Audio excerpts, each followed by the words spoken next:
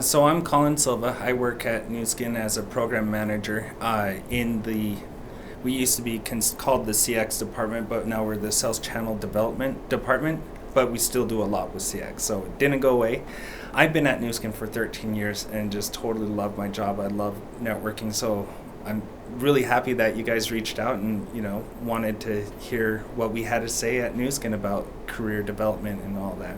And I'm Andrea Christensen, and I've been at NuSkin for 29 years. I'll be 30 this November. I'm so excited to make it that far. I obviously love this company. I love the work that I've been able to do. For all of those years, I've been in human resources, working with leadership development, and now am the head of culture and DEI here. ExDM is actually already set up to stand out from other business students because you actually have like a specific trade that you're studying, right? When it comes to like a CX or a UX or any type of experience design type of job, you've already set yourself apart by having those skills already built into your program. I like to think about soft skills as actually human skills instead of soft skills, because soft skills feels like it's a little bit lesser, and human skills are such a huge need. Soft skills are what makes you human. They make you different, they make you unique, and I think that's how we can all stand up and be unique and show our individual characteristics and traits, and selling from our own strengths as we're trying to gain a new employment is what should come natural to us because it is our strength. So I like thinking of human skills as our ways in how we work with other people, and that is what most companies are looking for. Yeah, so as far as like the hard skills that we're looking for, it very much does just depend on that role that you're interviewing for, right? But when it comes to like our CX roles and things like that, one thing that we found really helpful is the journey mapping process. That experience design, like how do you start to lay out and manage kind of that experience design process, persona work. I think there's a really strong need to understand kind of cultural fit, right? Because some people will fit into a culture or won't fit into a culture, right? And so understanding about the culture, going to the website, watching their social media, connecting with people on LinkedIn. And I would add to that just a little bit on when I'm talking to people who are interested in working at NuSkin, I like that they know how our company works, what the model is, that we have affiliates, that we are direct sales. When you know something about our industry and the work that we do, you understand why it's so important to us to have the culture that we have, to create the environment that we have, to have an open building that allows others to come in and be welcomed. It helps you understand who we are, and when you can articulate that back to me in an interview, I know you know who we are and that you know you could fit.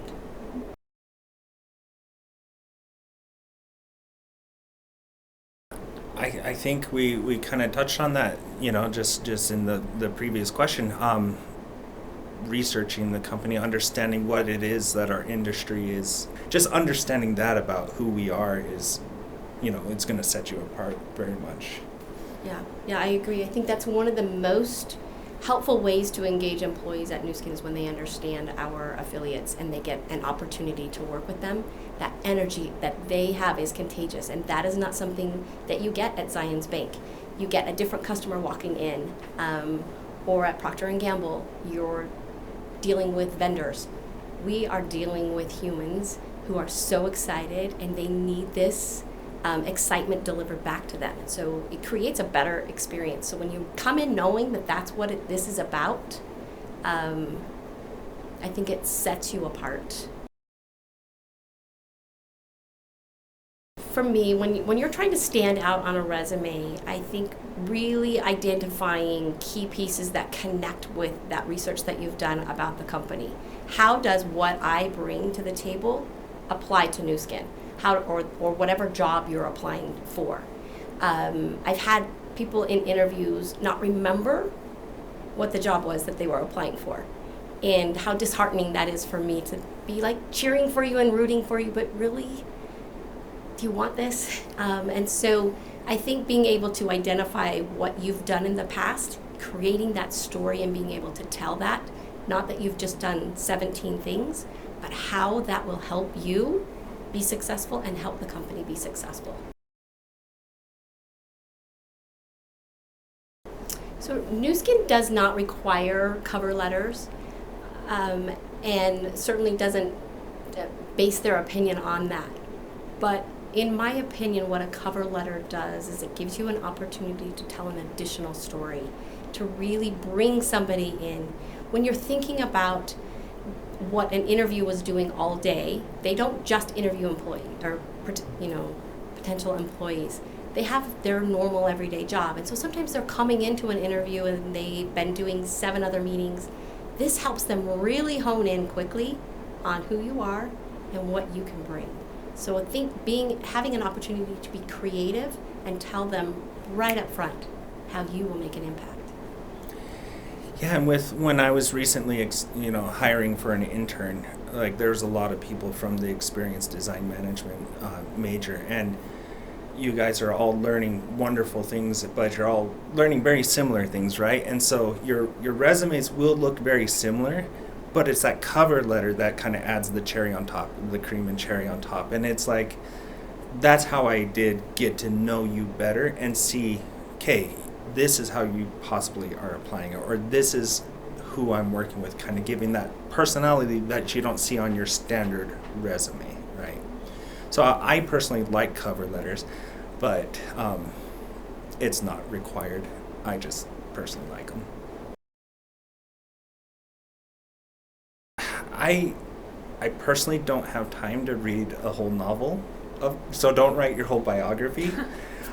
Keep it short. Make sure that you're really, be very intentional about your cover letter. If you're going to put one in, right?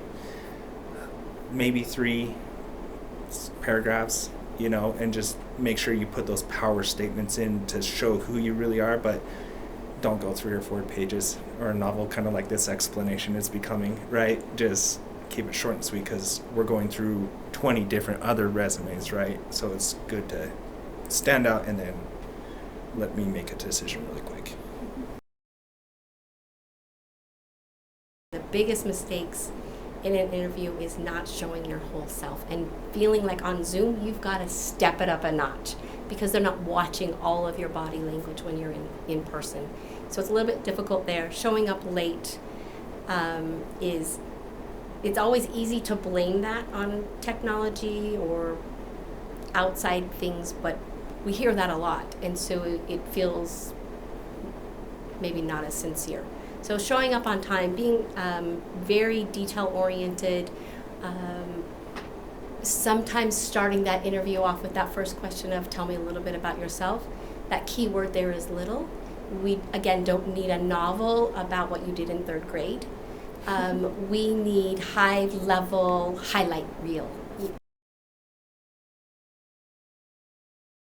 I was listening to a podcast kind of about how to start searching for jobs, not because I'm looking for a new job, but the advice that came out of it was actually really cool. The person said that connect with the people that you want to be, like with the company that you want to be in, right? Even before you're starting to look for the job. So if you know you want to go work for NuSkin in the future when you graduate, start connecting with people who are doing your job, or who you think I would love to be in there, and just reach out to them and say, I'd like to learn more about your company because I'm in this degree. I'd like to work for your company when a job potentially opens. And then you start to connect and they can tell you about it. What do you need to prepare for?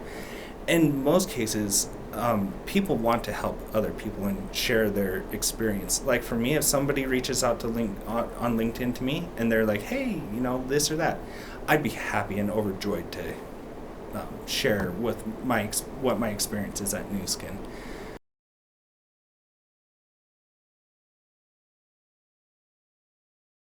I love it when they know who we are as a company, not just that we are a place that they could get a paycheck. Again, when you've done research and if you have a real reason why you want to work in this environment, direct sales is different. It's a different game, but it is so fun if that's where you want to be. It can be so discouraging if that's not what you expect. So having somebody understand our business a little bit or want to know more, ask us about it. Oh my goodness, that just gets so exciting for us as well. And that's what helps you create those connections, network, build those relationships when you show an interest in what we do.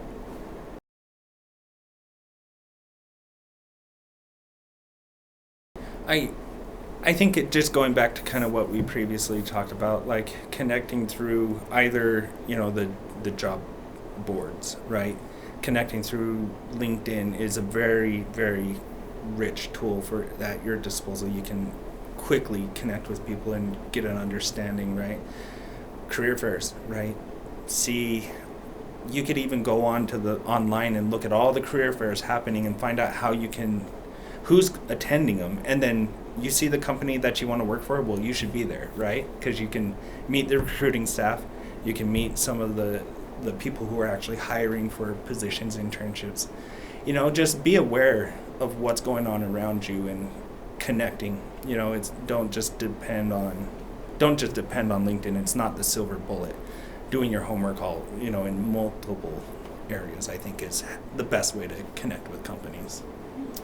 Yeah, I agree. And if you've ever met somebody who works at that company and you've heard their experiences, I think following up on that, and that's where you really get to know what it's like to work there, what the actual culture is, not just what the web page says. So I think anytime you have an opportunity to meet somebody that they like their company, that's the ones you should be researching.